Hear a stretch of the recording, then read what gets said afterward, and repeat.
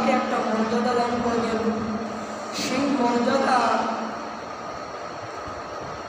সেই পদোন্নতিটা সেই ব্যক্তি আমলের মাধ্যমে অর্জন করতে পারছে।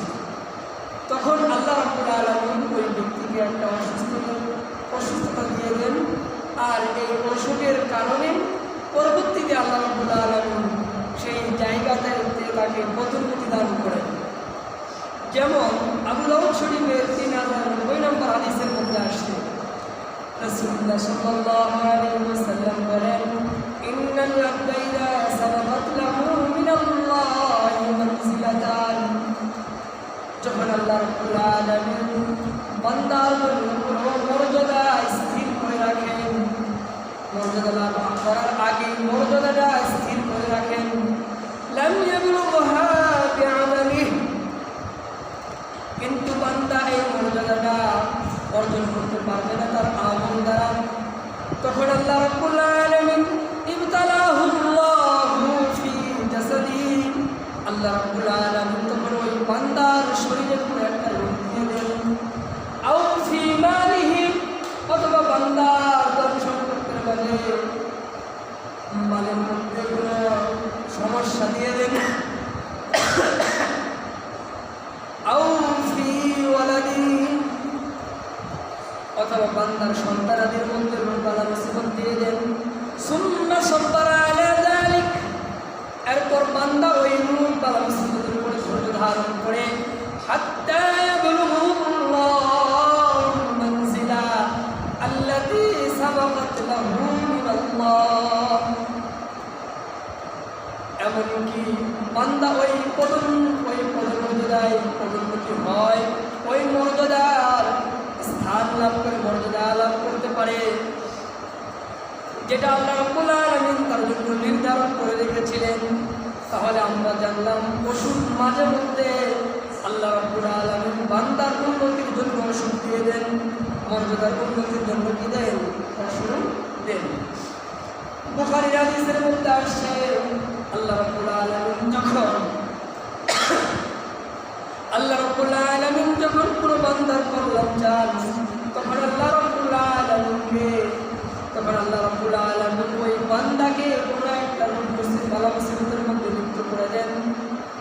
হযরত আবু হুরায়রা রাদিয়াল্লাহু তাআলা বলেন, রাসূলুল্লাহ সাল্লাল্লাহু আলাইহি ওয়াসাল্লাম ইরশাদ করেন, মান ইউরিদিল্লাহু বিহি খায়রান ইউসিব মিনহু, আল্লাহ রাব্বুল আলামিন যখন কার কল্যাণ চান, তখন আল্লাহ রাব্বুল আলামিন ওই বান্দাকে কোনো একটা রোগের মধ্যে আক্রান্ত করে দেন, কোনো একটা রোগ বালা মুসিবতের মধ্যে তাকে ঢেলে দেন, ফেলে দেন। এই জন্যে মাঝে মধ্যে আমাদের যদি কোনো রোগ বালা মুসিবত হয়, হতে পারে আল্লাহ রাব্বুল আলামিন আমাকে কোনো মর্যাদা দান করবে, আমার কোনো পদোন্নতি দিবে, তাই আল্লাহ রাব্বুল আলামিন আমাকে এই রূপটা দিয়েছে। এজন্য এই রূপটাও আমার একটা নিয়ামত। তবে এই রূপ বা বালা মুসিবত বিভিন্ন কারণে হয়ে থাকে। মাঝে মধ্যে আমরা ভুল দোয়া করে ফেলি, উল্টো পাল্টা দোয়া করে ফেলি, এই দোয়ার কারণেও কি হয়ে যায়? রোগ হয়ে যায়। তিরমিজি শরীফে আপনার 3487 নম্বর বর্ণনায় একটি হাদিস এসেছে। হাদিসের মধ্যে রাসূলুল্লাহ সাল্লাল্লাহু আলাইহি ওয়াসাল্লাম একজন অসুস্থ ব্যক্তিকে দেখতে গেলেন। দেখতে গিয়ে পেলেন ফাসারা মিসলাল ফারাহ, এই লোকটা এমনভাবে রোগ আক্রান্ত হয়েছে, রোগে রোগে লোকটা পাখির বাচ্চার মতো হয়ে গেছে।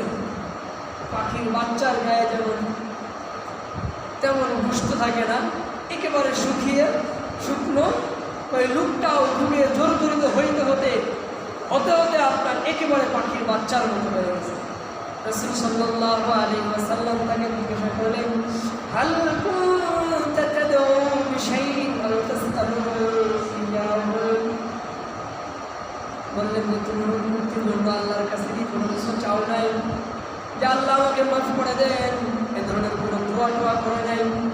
তখন ওই সাহাবী উত্তর করলেন, ক্বালা নাম, হ্যাঁ করেছি, তবে কুনতু আকুল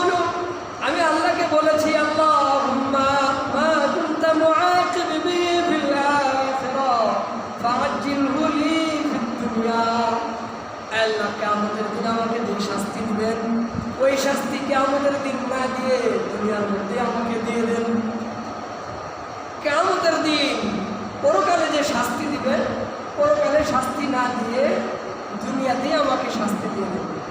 রাসূলুল্লাহ এই কথা শুনে বললেন, সুবহানাল্লাহ, তুমি তো পরকালের যে শাস্তি, ওই শাস্তি দুনিয়ায় ভোগ করার ক্ষমতা রাখো না। তোমার জন্য উচিত ছিল এই কথা বলা, রব্বানা আতিনা ফিদ দুনিয়া হাসানাতাও ওয়া ফিল আখিরাতি হাসানা। আল্লাহ, দুনিয়াতেও আমাকে কল্যাণ দান করো, আখিরাতেও আমাকে কল্যাণ দান করো।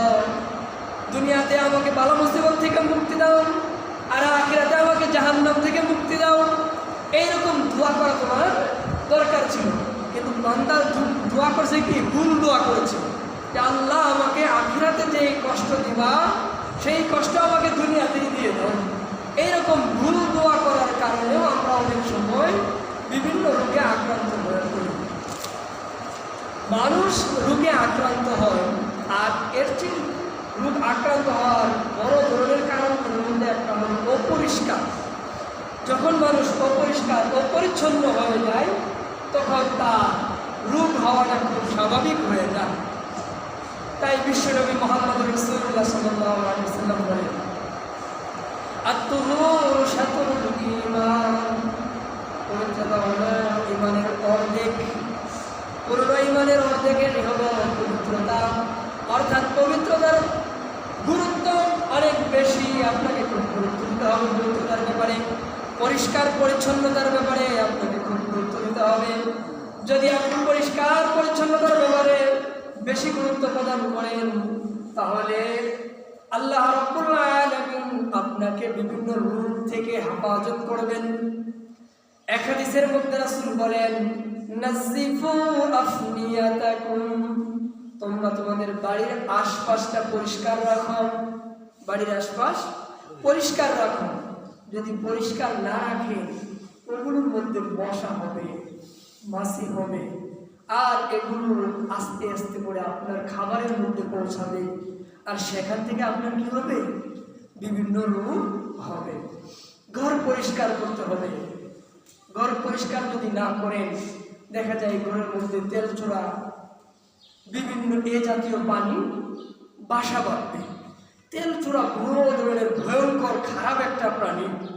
আপনার খাবার অথবা খাবারের প্লেট, এ জাতীয় জিনিসের মধ্যে সে মুখ দেয়, আর এর যে বিষাক্ত ক্রিয়াটা আছে, এটার কারণে মানুষের সর্দি বা ঠান্ডার রোগটা বেশি হয়। তাহলে আপনি যদি পরিষ্কার পরিচ্ছন্ন না হন, তাহলে আপনি রোগাক্রান্ত হতে পারেন। এরপর মুসলিম শরীফের হাদিসের মধ্যে আসছে 1983 নম্বর বর্ণনা, নেশাদ্রব্য পানীয় পান করলে বা নেশাদ্রব্য জিনিস পান করলে আপনার রোগ হবে। কেন? রাসূলুল্লাহ সাল্লাল্লাহু আলাইহি ওয়াসাল্লাম বললেন, ইন্নাহু লাইসা বিদাওয়াইন, এই নেশাদ্রব্য এটা কোনো ঔষধ নয়, লাকিন্নাহু দাউন, এটা হলো একটা রোগ। আর রোগ যদি আপনি খান, তাহলে তো আপনার রোগ হবে। রোগ খেলে রোগ হবে না। এজন্য আমাদেরকে নেশাদ্রব্য জিনিস থেকে দূরে থাকতে হবে, কারণ এগুলো রোগ খেলে আপনার রোগ হবে। এই যে রোগ হয়ে গেল আপনার দেহের মধ্যে, এই রোগ মুক্তি, রোগের উপরে যদি, অসুখের উপর যদি আপনি ধৈর্য ধারণ করেন, তাহলে কোনো সওয়াব পাবেন কিনা? মুসলিম শরীফের হাদিস, নবী সাল্লাল্লাহু আলাইহি ওয়াসাল্লাম উম্মে সায়েব নামক এক মহিলার কাছে গেলেন। তার জ্বর এসেছিল, তাকে দেখতে গেলেন। দেখতে গিয়ে বললেন, মালাকি তুজাফজিফিনা, তোমার কি হয়েছে, এইভাবে কাঁপছো কেন? মহিলা উত্তরে বলল, আল হুম্মা, আমার জ্বর হয়েছে। একথা বলার পর মহিলা বলল, লা বারাকাল্লাহু ফিহা, আল্লাহ রাব্বুল আলামিন জ্বরের মধ্যে বরকত না দেখ। এটা এক ধরনের গালি, আরবদের গালি আর কি, জ্বরের মধ্যে বরকত না হোক। তো রাসূলুল্লাহ সাল্লাল্লাহু আলাইহি ওয়াসাল্লাম বললেন, লা তুসাব্বিল হুম্মা, তুমি জ্বরকে গালি দিও না। ফাইন্নাহা তুযহিবু খাতায়া বানি আদম, জ্বর বনি আদমের গুনাহকে নিয়ে যায়, বনি আদমের গুনাহগুলোকে ক্ষমা করে দেয়, ধ্বংস করে দেয়। কামা ইয়াযহাবুল কিলু খাবাসাল হাদীদ, কামারের হাপড় যেমন লোহা থেকে ওই মরিচিকাগুলোকে দূর করে দেয়, এই জ্বর মানুষের গুনাহগুলোকে এইভাবে দূর করে দেয়। সুতরাং জ্বরকে গালি দিও না, জ্বরকে গালি দেওয়া যাবে না, মানে কোনো ওষুধকে গালি দেওয়া যাবে না, কারণ এতে আপনার কি হয়, সওয়াব হয়।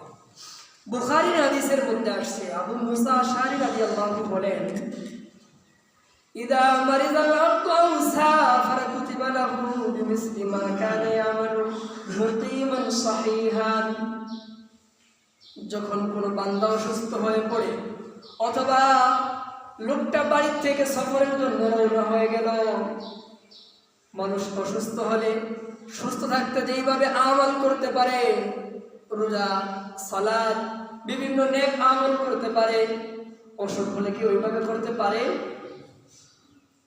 আগের মতো সবকিছু করতে পারে?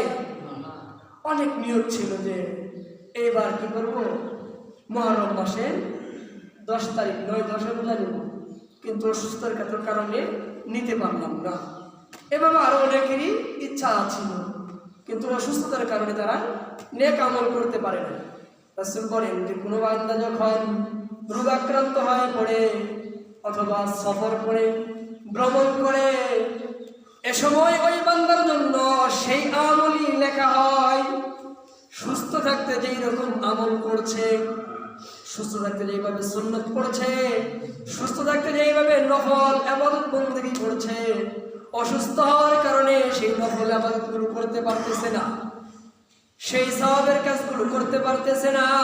রাসূলুল্লাহ সাল্লাল্লাহু আলাইহি ওয়াসাল্লাম বলেন, কুতিবা লাহু বিমিসলি মা কানা ইয়ামালু, যখন সে সুস্থ ছিল তখন যেইভাবে আমলগুলো করেছে, ওই আমলের যে পরিমাণ সওয়াব হয়েছে, ওই পরিমাণ সওয়াব সে অসুস্থ হওয়ার পরেও আমল না করে বসে বসে শুয়ে শুয়ে সওয়াব পেয়ে যাবে।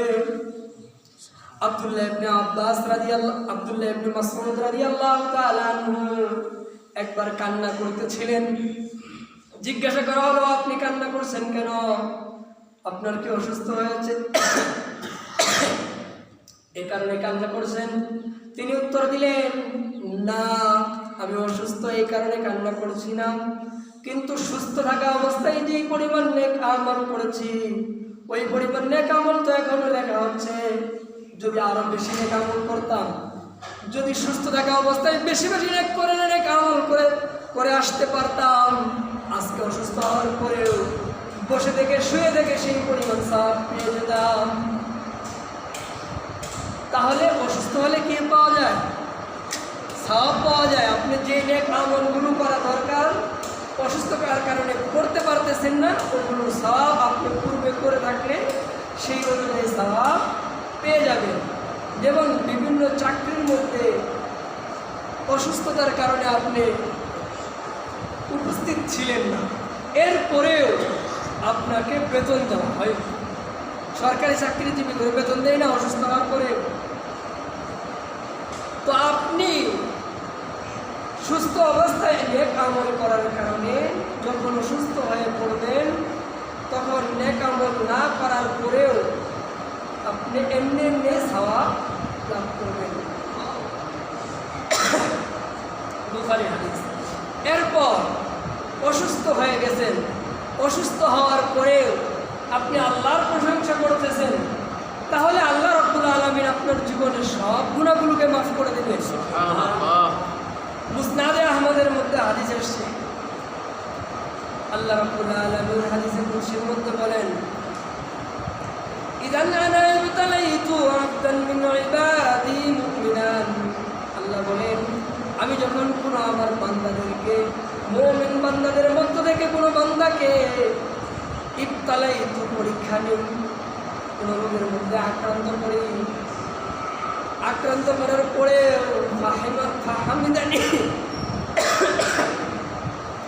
ফাহামিদানি আলা মাবতালাইতুহু, ওই বান্দা আমার উপরে প্রশংসা করে, আমি যে রোগে আক্রান্ত করেছি ওই রোগের উপরে সে প্রশংসা করে। কিভাবে প্রশংসা করে? আল্লাহ আমাকে জ্বর দিয়েছে, চাইলে তো আর বড় রোগ দিতে পারতাম, সামান্য জ্বর দিয়েছে, আমি আল্লাহর শুকরিয়া আদায় করছি। এইভাবে যদি কোনো ব্যক্তি শুকরিয়া আদায় করে তো আল্লাহ রাব্বুল আলামিন ফাইন্নাহু ইয়াকুমু মিন মাদজাই যালিক, এই ব্যক্তি তার বিছানা থেকে উঠবে কেমনভাবে? কায়াউমিন ওয়ালাদাতহু উম্মুহু, যেই দিন তার মা তাকে প্রসব করেছিল সেই দিন যেমন তার কোনো গুনাহ ছিল না, গুনাহমুক্ত হয়ে এই রোগী ব্যক্তি বিছানা থেকে উঠবে। তাহলে রোগে থাকাকালীন যদি আমরা ধৈর্য ধারণ করতে পারি তাহলে এই রোগ আমাদের জন্য কি হবে? সওয়াবের কারণ হবে। রোগ থেকে বাঁচার কিছু আমল, যে আমাদের যেন রোগী না, এর জন্য আমরা প্রথম একটা আমল কথা বলবো। তিরমিজি শরীফের 3432 নম্বর হাদিসের মধ্যে আসছে, রাসূল সাল্লাল্লাহু আলাইহি সাল্লাম বলেন, যে ব্যক্তি এই দোয়াটা করে রোগী ব্যক্তিকে দেখে পড়বে সেই ব্যক্তি মৃত্যুবরণ করার আগ পর্যন্ত ওই রোগে আক্রান্ত হবেন। কথা বুঝতে পারছেন? যে কোনো রোগীকে দেখে দোয়াটা পড়বে তার মৃত্যুর আগ পর্যন্ত ওই রোগে আক্রান্ত হবে না। কথা বুঝতে পারছেন? আবু হুরায়রা রাদিয়াল্লাহু তাআলা আনহু বলেন, قال رسول الله صلى الله عليه وسلم, রাসূলুল্লাহ সাল্লাল্লাহু আলাইহি ওয়াসাল্লাম ইরশাদ করেন, মান রাআ মুবতালান, যে ব্যক্তি কোনো অসুস্থ ব্যক্তিকে দেখলো, ফাকালা, অতঃপর বলল, আলহামদুলিল্লাহিল্লাযী আফানি মিম্মা ইবতালাকা বিহি ওয়া ফাদ্দালানি আলা কাসীরিন মিম্মান খালাকা তাফদীলা। এই দোয়াটা বলুন যে আলহামদুলিল্লাহিল্লাযী আফানি, সমস্ত প্রশংসা আল্লাহ রাব্বুল আলামিনের জন্য যিনি আমাকে সুস্থ রাখছেন। আফানি মিম্মা ইবতালাকা বিহি, তার থেকে যার মধ্যে তোমাকে আক্রান্ত করেছেন তিনি। ওয়া ফাদ্দালানি আলা কাসীরিন মিম্মান খালাকা তাফদীলা, আর তিনি আমাকে তার অনেক সৃষ্টির উপরে শ্রেষ্ঠত্ব দিয়েছেন। এই দোয়াটা যেই ব্যক্তি পড়বে রাসূল বলেন, লাম ইউসিবহু যালিকাল বালা, ওই লোকটা এই বালা মুসিবতের মধ্যে আক্রান্ত হবে না, ওই লোকটা এই রোগের মধ্যে আক্রান্ত হবে না। এটা হলো অসুখ থেকে মুক্ত থাকার 1 নম্বর আমল। 2 নম্বর আমল হলো আপনার ঝাড়ফুঁক করা। বুখারী মুসলিমের হাদিসের মধ্যে আসছে, আয়েশা রাদিয়াল্লাহু তাআলা বলেন, كان النبي صلى الله عليه وسلم إذا اشتكى, নবী সাল্লাল্লাহু আলাইহি ওয়াসাল্লাম যখন কোনো রোগে আক্রান্ত হয়ে পড়তেন, নাফাসা আলা নাফসিহি বিল মুআওয়াযাত, তখন নবী সাল্লাল্লাহু আলাইহি ওয়াসাল্লাম মুআওয়াযাত পড়ে, অর্থাৎ কুল আউযু বিরাব্বিন নাস এবং কুল আউযু বিরাব্বিল ফালাক, এই 2টা সূরাকে বলা হয় মুআওয়াযাত। এই 2টা সূরা পড়ে নিজের উপরেই নিজে কি করতেন? ফু দিতেন। এরপরে মাসাহা আনহু বিয়াদি, নিজের হাত দ্বারা কি করতেন? শরীরকে স্পর্শ করতেন, ঘুমায় দেন, যে নিজেই নিজের জন্য। মুসলিম শরীফের রিওয়ায়াতের মধ্যে আসছে, হযরত আয়েশা সিদ্দিকা রাদিয়াল্লাহু তাআলা আনহা বলেন, কানা ইযা মারাদা আহাদুম মিন আহলি বাইতিহি নাফাসা আলাইহি বিল মুআওয়াযাত, নবী সাল্লাল্লাহু আলাইহি ওয়াসাল্লামের পরিবার থেকে কেউ যখন অসুস্থ হয়ে পড়ত তখন নবী সাল্লাল্লাহু আলাইহি ওয়াসাল্লাম এই সূরাগুলো পড়ে তাদেরকে ফু দিয়ে দিতেন। তাহলে আমরা অসুস্থ হয়ে গেলে এই আমলটা করব। 3 নম্বর আমল হলো ঔষধ সেবন করবেন। অসুখ হয়ে গেলে কি করবেন? ঔষধ সেবন করবেন। অনেক মানুষ আছে মনে করে যে বুজুর্গি দেখা ওষুধ খামুকে আল্লাহ বাবা করবো। রাসূলুল্লাহ সাল্লাল্লাহু আলাইহি ওয়াসাল্লাম হাদিস শরীফে বলেন, ইন্নাল্লাহা লাম ইয়ানজিল দাআন ইল্লা আনজালাহু লাহু শিফাআন ফাতাদাওয়াউ। আল্লাহ রাব্বুল আলামিন যে রোগী দিয়েছেন ওই রোগেরই ঔষধ দিয়েছেন, তোমরা ঔষধ সেবন করো।